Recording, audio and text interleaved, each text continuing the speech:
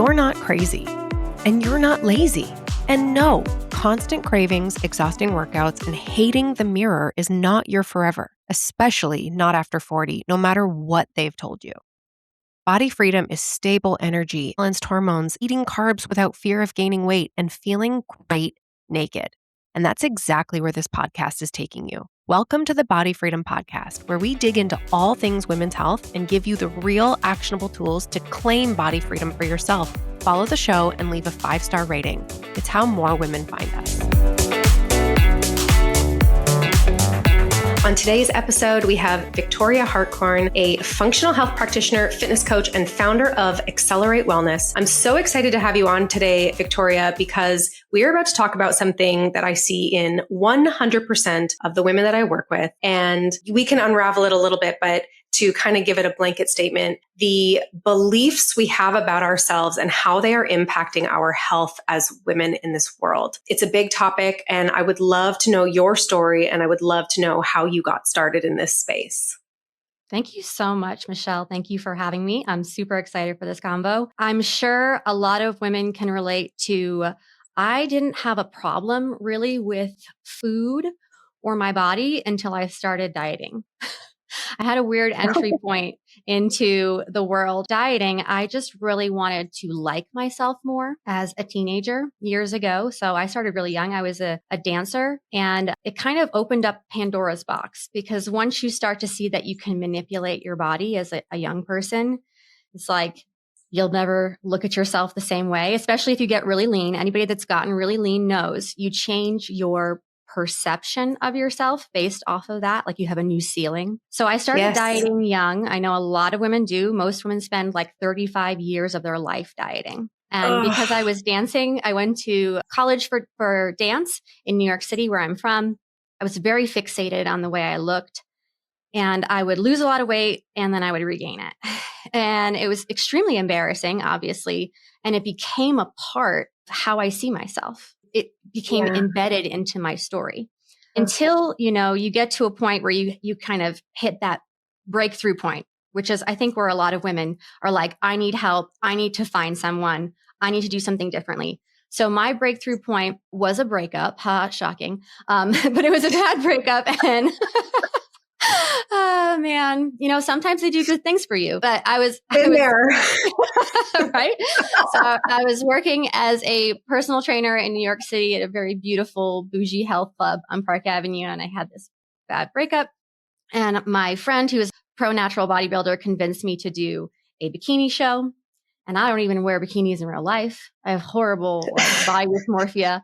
So I was like, yeah, that's what I'm doing. I'm going to be like, revenge body at that time. And I did a lot of extremes. It was very bro science based. And I did get on stage. It was phenomenal. But then I gained 30 pounds like that. And shortly thereafter, I started to feel very ill. I went to urgent care for some low blood pressure, and I started to notice that my body was really symptomatic, until I got hives all over my arms and legs for a year. And they were very painful. Yeah. So I did the typical conventional route. I went to my primary, my endocrinologist. I was on birth control for PCOS for well over a decade, unknowingly. You don't know what you don't know. And you don't know what you don't know. You don't know what you don't know. And that's the thing, is like, we can do so much better for the next generation from where we are. It's such a gift. So allergists, the whole NYU dermatology team, no one could figure me out. So I was literally like, I remember telling one of my coworkers, I am in hell right now. Like, because everybody at the gym, this is my job. It was like amazed by my transformation. And then I wanted to hide in a hole and wear sweatshirts, because my rashes would get even more painful if they were exposed. Like I had to keep long sleeves. So it was a really challenging time. And then it was an amazing time, because that's where I actually found my faith. That's where I found my husband. Like when I was 30 pounds overweight, it was like this big switch. And I found this incredible coach in Canada, ironically. Oh, nice. This is like the wild, wild west of online coaching, man. 2011 was, okay. So this is when it was very different back then. Everything was bodybuilding.com and, Oh, yes. Yeah. I know it well. I'm sure you do. I know you've been around for a long time.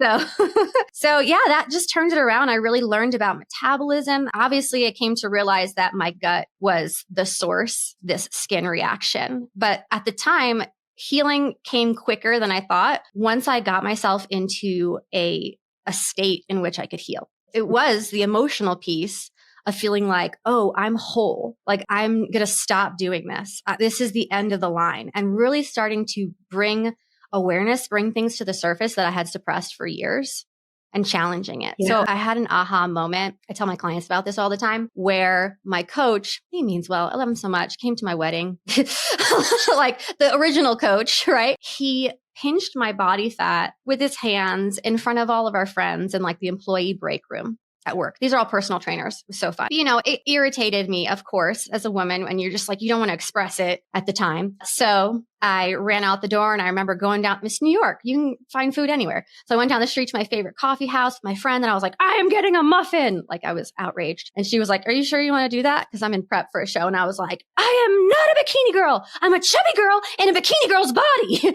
And it was like, the lights, you know, the light bulb went off, where it was like, oh, that's how I see myself. And this struggle is a part of who I am now. Like I would be more unsafe if I stopped struggling. So there was all this unraveling there. Obviously, it all turned out amazing. I lost the weight. I actually stepped on stage with that new Canadian coach. Amazing. A couple times. It was phenomenal. I didn't have to do any bro science. Beautiful, happy ending. I went to work with her for several years. That's what got me into online coaching. Yeah. So, and then, you know, fast forward to after my second baby. So kind of where you are right now, but you, like I said, you know, you're in such a better place than I was. So great job, Mom. I'm so thankful for that. I couldn't imagine like in my late 30s after babies 2 and 3 and like not feeling good in my body. I can't even imagine. Yeah, good. And you're going to help so many women because you have that perspective. So I love that. I think I was 37 and my son was not sleeping, and I was ramping up my business as fast as I could because I wanted my husband to get out of a terrible job. And all of the conditioning that I had thought I'd gotten rid of resurfaced really aggressively. So, just like, I'm not good enough. Obviously, why am I not pulling this together fast? I've been in the fitness industry for 20 years. You know, like just the harsh inner critic. Plus, I was very dysregulated. I was very triggered. I had an 18-month-old daughter as well, and she's everything that I wish that I would allow myself to be. Okay. So I love that she is unfiltered. And at the same time, you know, kids will reveal to you every unhealed wound that you have. So they're our biggest teachers, for sure. Man. Yeah. So I didn't realize that I was making myself sick at the time. Functional was so helpful. So I started to have some symptoms, of course. And I had hormonal imbalances, like I told you. But as you can imagine, I started to be extremely fatigued, very burned out.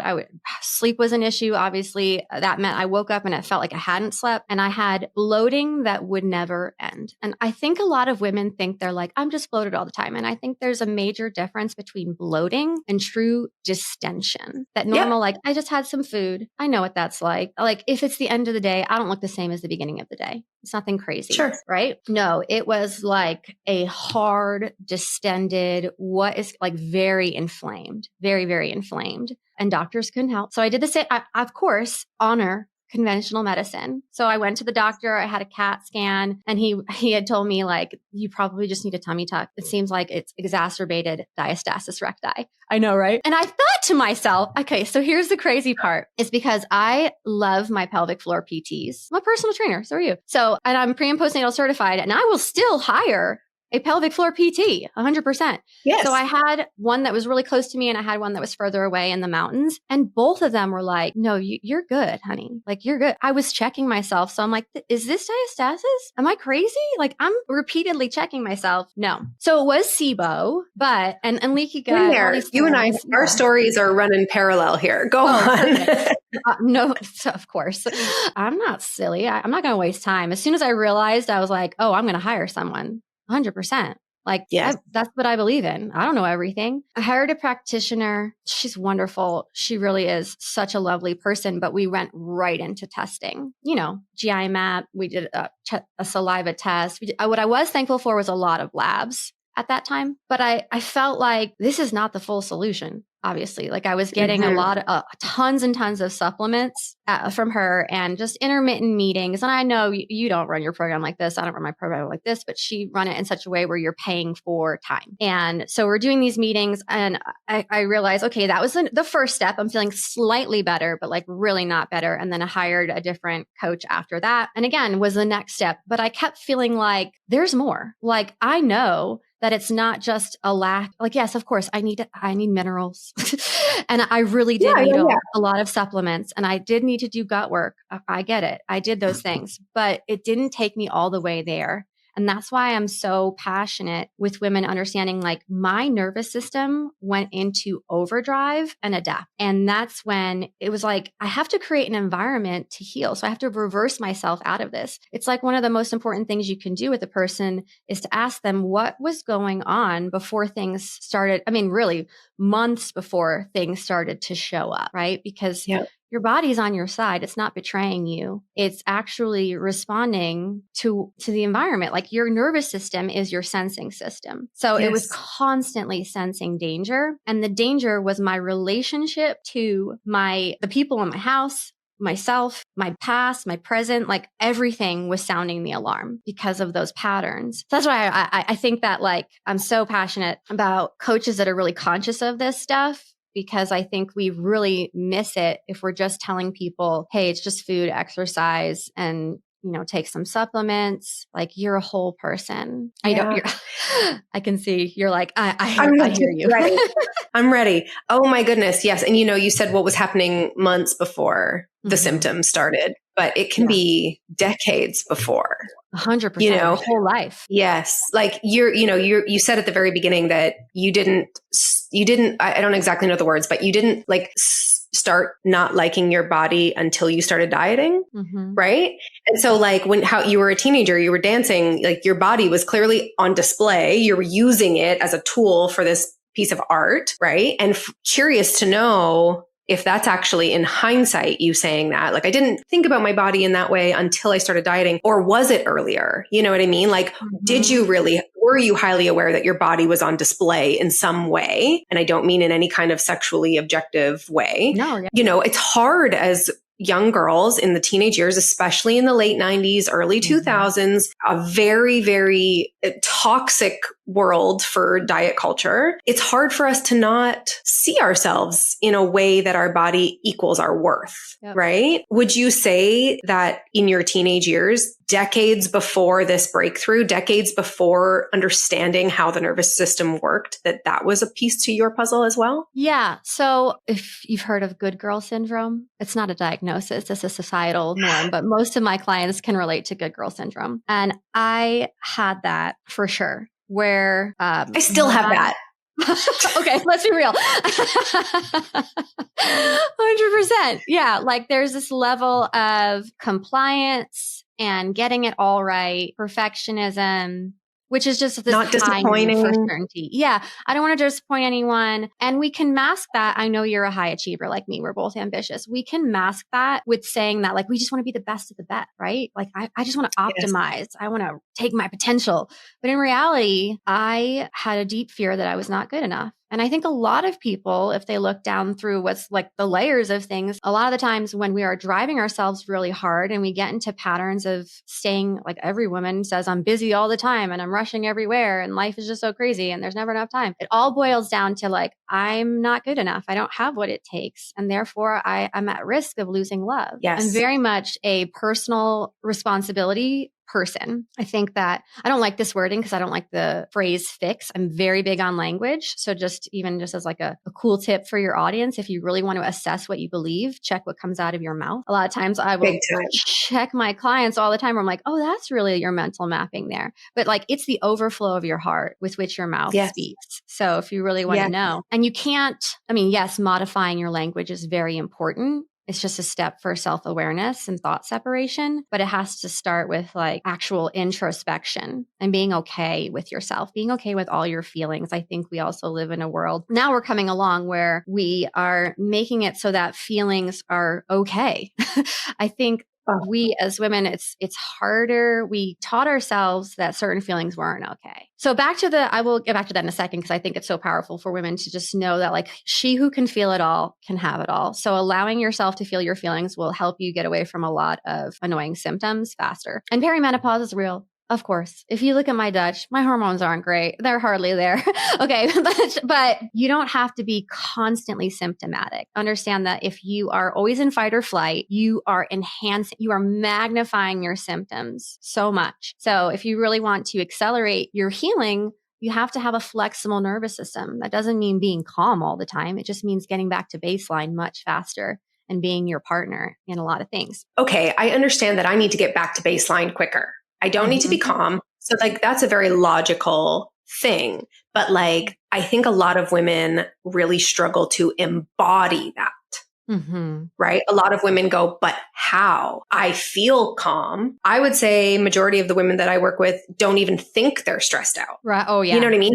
They don't even know that they're living. Yeah. That's their baseline. So they don't even, they understand the words that are coming out of your mouth, but they're not understanding like, well, what do I do to do that? So can you give us something that you have learned or something that you maybe give your clients to maybe help embody a calmness?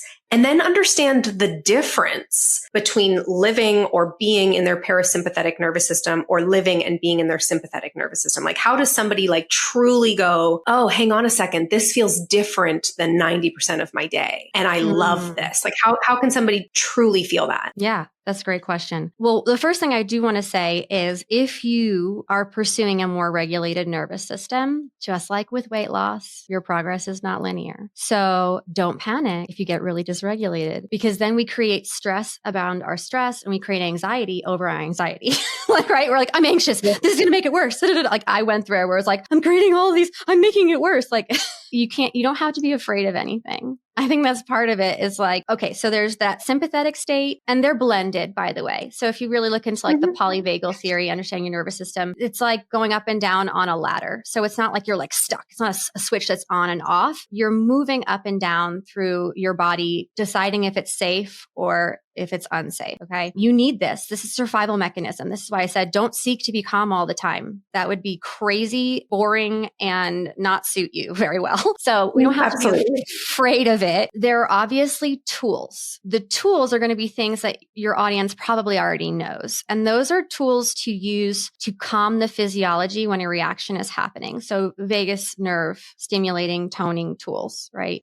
I love tapping. I love acupressure. I love orienting myself to the space, getting out of tunnel vision. Anything that is like sensory where you are getting back into your body is a tool. Like right before we started recording, I'm excited to be here. I'm not running from a bear, but I still felt a rush in my body. Yes. 5, 4, 3, 2, 1. I felt that rush where I'm getting a little warm and I pressed my feet into the floor, grounding myself and was like, okay, we're good right here. I'm safe. This is a situation that I feel good about because this is good stress and you need stress. It's the good stress that I need that's going to help me grow. The stress that goes far too far is just going to keep breaking you down, right? So we need those tools in the moment sometimes.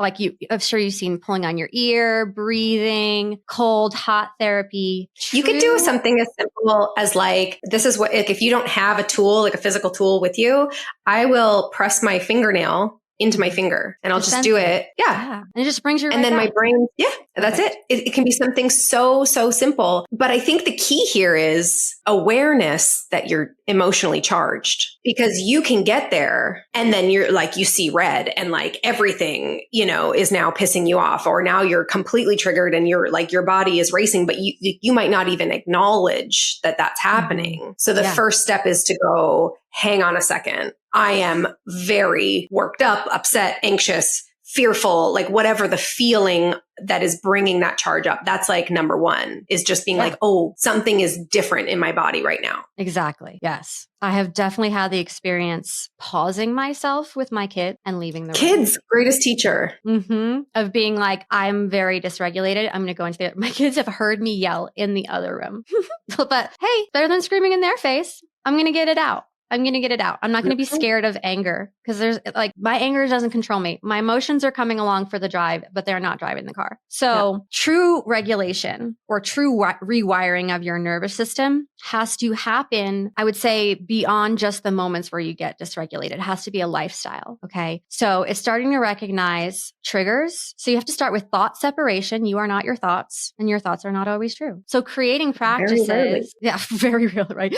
I've practiced very rarely always true. It's true. Yes. We practice separating from our thoughts. We learn how to sense our feelings. Okay. And not make them bad. They're uncomfortable or they're comfortable. They're not bad or good. And then noticing the triggers. Okay. As soon as you notice a trigger, you can start to work with it. Because if you really want to rewire a pattern, remember, it's like it's literally neuroplasticity. So you're going on a highway instead of a dirt road. So how do I change the road here? Well, there's going to have to be approaching the same thing again, especially if it's a loop. You have to approach it again with a different perspective, because a lot of the feelings we're having that are causing the dysregulation is just our story around something. That's essentially like there's trauma. Trauma is the Greek word for wound. So a lot of there are horrible things that happen, but it's the stories we attach to them that perpetuate the level of our suffering. What are we making it mean about us? So when you get triggered, like for example, with your kids, what am I making it mean about me? Okay. This is going to happen again. So now how do I apply essentially the same trigger to get a different reaction? Because that's true rewiring. It's like, and it has to be right amount. It's just like bodybuilding. You're going to love this. We're all obsessed with healing, but what about growing, right? You know, like you go to the gym and if you work out every single day and you break down, but never recover, well, obviously now you got to go to PT. Right. But then eventually when you get out of PT, after you've been injured, because you overdid it, you did something to injure yourself, you have to go back to the gym. It's the same with your nervous system. Don't get so obsessed with healing that you don't grow. So you need the appropriate amount of stress within your window of tolerance to not re-traumatize yourself to do the same thing. Okay. I've been on podcasts before. If I put my foot in my mouth, I could be like, I'm never doing that again. But like actually rewiring my nervous system would be coming back to it. An example I love to use is when people, the biggest fear out there is the fear of speaking in public, right? So if someone has that kind of fear and they really want to rewire their response to it, well, first they have to understand, where is that fear coming from? Okay. Deep down, you might feel like people will find me out. I'm not enough. I will lose love. I mean, it's like the pack is standing there looking at me. Are they going to throw stones? Like so understanding that first, and then getting yourself in an environment within your window of tolerance to expose yourself to your own trigger. So don't go on stage in front of 100 people, but maybe go to Toastmasters or just try to speak in your small group at church. Like if you really want to rewire, you have to approach the stressor again. You can't be scared of it. So that is true rewiring. You can't do that unless you have the willingness to look at that level of awareness, thought separation, and then use the tools in the moment. Because you're going to, in the moment, get a little excited. It's not a bad thing. Everything that's good in your life is on the other side of excitement. Also, butterflies are great. It's the same physiology as like stress, as the stress that we don't want. Does that make sense? And so you don't even thinking that, even just going like, if we've labeled fear, anger, anxiety as bad feelings, right? But if you can really just believe that they are literally on the same level as excitement, joy, happiness, whatever on this side that we have labeled as all these great things, it truly is the same charge. And we can just be like, hey, cool, no big deal. You know what I mean? Yeah. Like, okay, I'm angry. I need to go do something about this because I don't want to feel this in my body anymore. I need to move it through me. You know what I mean? Not that you necessarily want to not feel joy and move it through you, but it does move through you. Like they come and go, feel all of the feelings come and go. Yeah. So I think even recognizing that we don't need to label feelings as good or bad, they're just human experience. Exactly. If you have your audience, just pull up, I think it's thefeelingswheel.com. It's a free site. It's all the feelings. You will see that 75% of them are what we would label as bad. So the majority of things you can expose yourself to as a feeling, you would label as bad. Again, it's not bad because everything has utility. So if you didn't have the tougher moments, you wouldn't understand the depth of the good moments, right? So, and that's essentially what makes you grow as a person. We all have this desire for progress. That's what gives us fulfillment. Women want to get healthier and lose weight because it feels like coming home and it feels like progress, right? So that's why you and I are never going to get off this health journey for ourselves. When you get into it, you're like, never. I love progress. I love taking care of myself. Like there's always another thing that I can do. Just making it okay to have all the feelings and avoid labeling them certain ways. It's just like with food. Don't label foods as good or bad. Come on. Like there's foods that are going to be calorically dense and a little bit more for funsies and pleasure. And then there's foods that are nutrient dense that are really more for medicinal value and fuel. As soon as you start labeling things, our human nature has a strange, gets dichotomous, and we start rebelling and we start like judging ourselves. Oh my gosh. And then we're going down a spiral because the worst thing you can do for your nervous system and for your adrenals and for your gut is shame. And that's a really low level. So and if you feel it, like you said, let the emotion pass. If you truly feel an emotion, it only lasts 60 to 90 seconds. But most women don't feel emotions. They think about them. They overthink them. They replay it over and over and over and over and over and think about it every which way, right? I told you that exact thing that I'm going through right now, postpartum with under 3. And that is exactly what I am doing. Okay. So the fear. Oh my gosh, how am I going to do that? Yeah. So I'm going to give you an exercise offline. That's why I have such a heart for it. Because like that literally made me start to drive myself crazy. Yeah. Most women, especially women that say that they're empaths, you're an overthinker. You're not a feeler. If someone says, how are you feeling? And you have to think about it, you're not a feeler. So you're more in your head than you're in your body. And no wonder your nervous system is a little dysregulated because a lot of feelings are off limits. Feelings are now labeled as unsafe. I can't even feel my feelings. I don't even know how I feel. You know, you're really dysregulated when you don't even know where to start. Like there's just so much. It's like opening Pandora's box, which you don't need to relive any trauma. You don't need to go digging to do any of that to make yourself feel better in the moment. It's really simple to check in on yourself. Exactly as you said, just noticing that like I'm going into a pattern. All these things are just loops because your brain wants to conserve energy and it wants to avoid pain. And at the bottom of the totem pole, it wants to find pleasure, but it will conserve energy and it will avoid pain before it finds pleasure. And pain is going to be even things that are good for you, right? We're better with a familiar hell than we are with an unfamiliar heaven. So if you're dysregulated, it's the idea of feeling calm is like really threatening. That is, imagine a whole day of doing nothing. That is probably outside your window of tolerance, Michele. That would make you really like, right? That would freak you out. Like, I cannot sit here because you're so used to going. You have to. You have 3 little kids and a business. You have to. So your body just adapts. So then you have to be kind to yourself in, okay, what's my window of tolerance? What's my dose that I can give myself in my free time? It's not just a bubble bath. It's actually training your nervous system. Yeah, I love that stuff, but that's more shallow. That's surface level self-care. If you really want to care for yourself, it's showing up and actually being with yourself and turning towards yourself, turning towards your feelings and not being scared to be with yourself. Yeah. I think a lot of us that are high achievers, we run. And then it's not until we like get punched in the throat that we're like, wait, what am I doing? Like that was our conversation before recording where it was like, what am I building? What am I doing here? Is this what I want? Is this the kind of impact I want to make? So you can just do it better. Absolutely. There's an analogy that I like to use.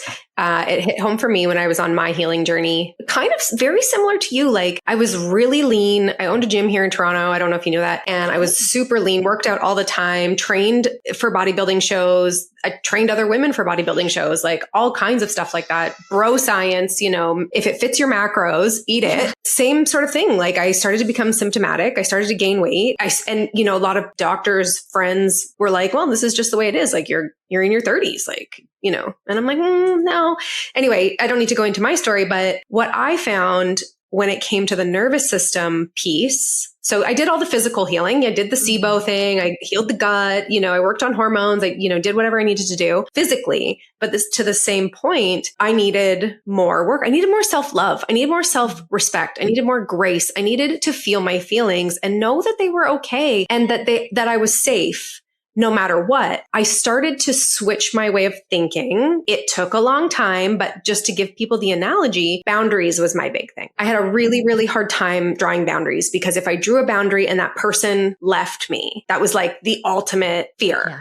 Was like, oh my goodness, like I'm no longer going to have this person in my life. You know, when healed me goes, well, if they're not going to respect my boundaries, why do I want them in my life? And you kind of just like, it's fine, right? Like people will fall off and that's okay. But every time that I had an opportunity to assert a boundary, I started to get excited because I was like, oh my, it's like flexing a muscle. Yes. It's like doing another set of squats, right? If your goal is to build your quads and have these like, you know, beautiful toned legs and a great ass, you have to continuously do the reps, right? And so every time an opportunity came to draw a boundary, I was like, it made me nervous. It gave me like that charge. And I was like, oh my God, here it is, here it is, here it is. But oh my gosh, guess what? I'm going to make that muscle stronger. And next time it's going to be easier. Exactly. You know what I mean? And like, I truly think that women, or at least the women that I work with, it does come down to boundaries. So you drew the parallel to public speaking. I don't know, like for me, that's not really a fear of mine,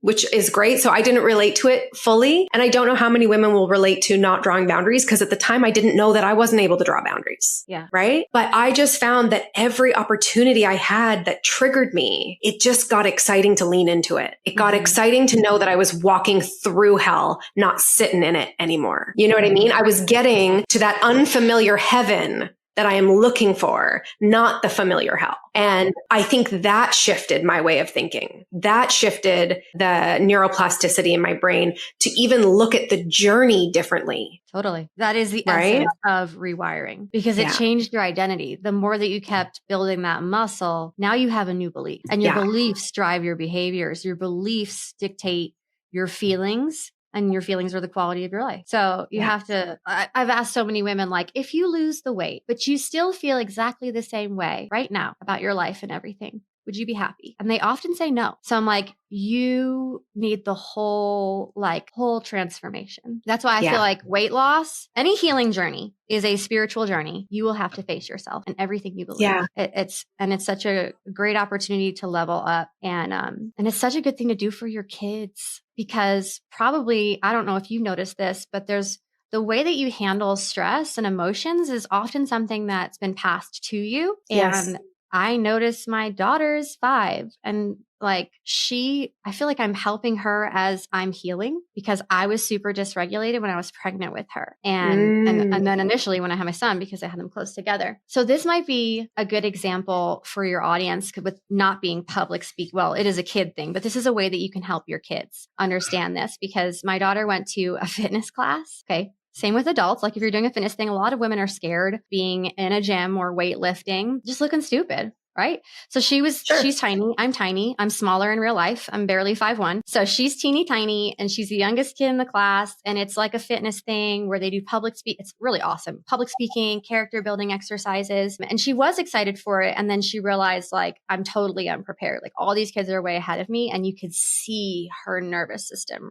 responding in real time. I'm watching the class and she's like, it's a little bit breaking your heart because you can see like tears are in the eyes and she's thinking so hard as she's running and, you know, all that. So after the class, she's saying she never wants to go back. And I know, oh, baby, you're going back. Like you need to follow through on this one for at least 90. Like we need to kill this right now. So So I had to talk her through, okay, well, how are we going to go back? So there's pieces of this, right? There's the actual relationship with it and then the tools in the moment. So I don't have it with me, but I'm looking for like a paper. So I used a piece of paper. She had a coloring thing in her room. And I was like, okay, this is the fact that you're feeling really nervous in this class. Okay. This piece of paper symbolizes it. On one side of the paper is, this is really exciting. I can make all new friends. Cause she said, the thing is they don't know me. Okay. You can make all new friends. And the other side of the paper is the thing that gives you anxiety, not excitement about the fact. And it's like, they could all judge me and not like me. Same piece of paper, 2 different sides to look at. So which side are we going to look at right now? So we were flipping it over and deciding where are we going to write the story in our minds about how this class is going to go. Because everything we make up about the future is made up, right? Whether it goes good or bad, it's all made up. So like, can we control? Because fear isn't a bad thing. We need to approach fear, but fear is imagination undirected. So you can channel fear to really work for you. I mean, that's why certain people get into building businesses, is because they've decided to lean in hard enough on a fear, right? And you can kind of get addicted to that. You can get a little addicted to stress, all those things, but understanding you can harness it in a powerful way. We also have an epidemic of fear where women don't know how to harness their fear. And that's why they stay stuck, dysregulated, running around, rushing, never good enough, da, da, da, da. So we want to use it by looking at the fact and deciding how we're going to feel about it by flip sides. So we had that. We get into the class now. We're in the moment. Now you need the tools. Now you need to calm your... So she came up, there's like a railing, and she's like, Mom, I think she said my stomach is in my throat. She said something about her stomach, her body reacting. And I was like, okay, baby, that's okay. So I was like, that your body's just talking to you right now. So here's how I had told her in advance how we're going to talk back is you're going to do lion sighs. She was just lion sighing to herself as she was running. And then she put her hands over and gave herself some butterfly hugs. So if you guys don't know what that is, you're just going to cross your arms over your chest and you're going to tap one shoulder then the other, which is bilateral stimulation for your brain. Try and tell yourself you're safe. So she was doing it to herself in the class as the coach was talking, and she got through the class and we celebrated it. Next week, celebrated it. It's been 4 weeks. And last week she won the coach's award and was like standing up, receiving so she is like light years from. So that's essentially what you're doing with yourself is like, what's my relationship with these facts? And then, okay, in the moment, I'm probably going to have to work my way through this until it feels really light. And then I need to approach the next hard thing because you're going to constantly, that's like the cycle of life here, right? We need to continually keep progressing and knowing that on the emotional cycle of change, you're going to hit like we call it the valley of despair. You're going to enter the valley of despair for a second. Do not be surprised. All of the clients for both of us. Yeah, you'll enter a valley of despair. You're on the right track. So this is where the work begins. I love that. And I actually really love that you said you don't even need to go back and figure out why it is you're there. Like you don't need to relive all the things. Like your daughter didn't have, that you know of, right? I'm sure because she's got lots of stories, but she didn't have. I don't know. Yeah.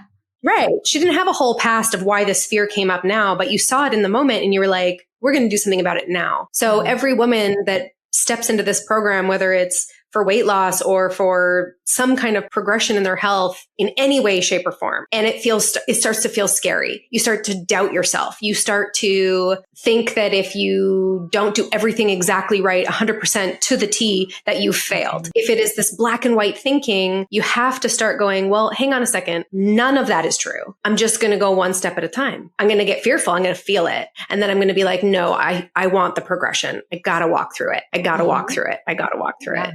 I really love that, not even analogy, that story about your daughter.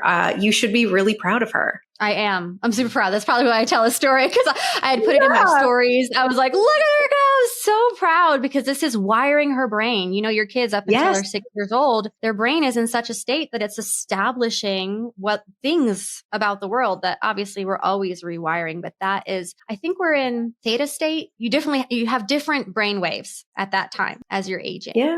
It's very interesting. So let me ask you, Victoria, to wrap this up, where are you in your health journey? And do you feel, I know it's never an ending story, but where are you now? Years in, you're coaching, you're doing this for women, you're doing this for your children. How are you feeling now? That's a great question. Well, there's pieces of this. So one is like truly deciding where I feel comfortable in my body. If I'm being I'll be totally honest with two big things. Yeah. One is when you're in the world of social media, there's always going to be a little chatter in your brain of like, you need to look like tip top shape because, your body is your business card, which is garbage. And I just want to love my body and not feel like I always need to bring it to the next. I'm always bringing it to the next level, girl. I'm always trying to put muscle on. I'm 40. So I'm always working on building muscle and getting stronger, but just being satisfied with the hunger for growth and not constantly feeling like I need to stay lean, honestly. So that's the thing that I've been like, okay,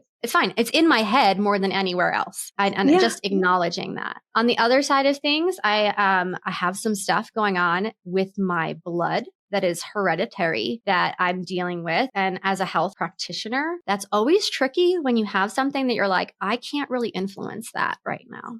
So I'm going through the process of unraveling interesting things that haven't been figured out medically yet, if I'm being honest. So I'm finding the right doctors, I'm finding the right situation, and then being okay, like loosening my grip on things. Cause we all want to like white knuckle it and control it and understand ourselves. Like we were saying before we started talking, we all want the dopamine hit of like, this is what my labs mean. Okay, but what if you get your labs back and like your practitioner and your general physician don't know what they mean? So now you're on a journey. Are you going to dysregulate yourself going all off the deep end of like what could be wrong? For me, I'm just trying to really embody what I tell women to do and what I want my daughter to do. And it's just being okay with in the moment and trusting that my body is it's fighting for me and everything is figure outable and whatever will be. So that's where I am. It's not a very conclusive answer, but I'll get back to you in a few weeks.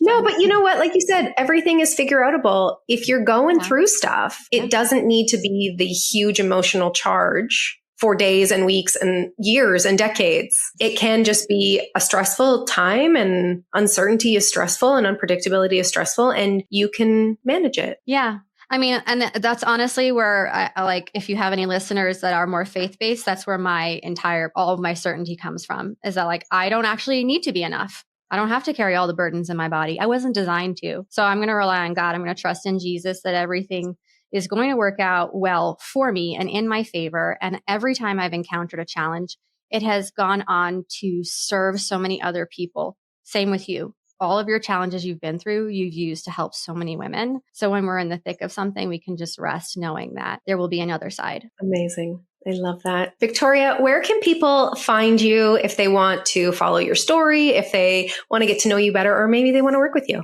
I can be found on at Victoria Hartcorn, HARTCORN.fitness on Instagram. I do have a podcast, Overcome the Fit Mind Strong Body Show. And we'll be having a retreat in September, a live event. That's like the big thing that I mean, clients, non-clients are invited to come. So if you are, I shouldn't even say if you are in the US, because we had a couple gals from Canada last year. But if you're interested in a really restful, rejuvenative wellness retreat, then let me know and I'd love to meet you in person. Amazing. I'll make sure all that information is in the show notes. And thank you so much for actually, even just talking about that has like calmed me. And like, I can feel a calm in my body because, you know, I'm postpartum. It's not easy. There is lots going on in my house all day, every day. And it does feel really good to just go and like feel that peacefulness in my body. So thank you so much. You're doing amazing, Mom. Seriously, like you have got this. Like I told you, you're just doing so incredible for 3 young kids and what you're doing to help women. It's just very, very inspiring. I'm super proud of you. Thank you. That's a wrap on today's episode of the Body Freedom Podcast. And remember, body freedom isn't a fantasy reserved for women in their 20s. It's stable energy, balanced hormones, eating carbs without fear, and feeling great naked. At 40, at 50, at any age. And every episode is walking you one step closer. Before you go, if you're not sure what's actually blocking your body freedom, take my free metabolism quiz. In just a couple of minutes, you'll find out exactly what's going on with your metabolism and what to do about it. The link is in the show notes. And if today gave you even one shift, tap follow and leave a 5-star review. It's genuinely how more women find this show and start claiming body freedom for themselves. I'll see you next week.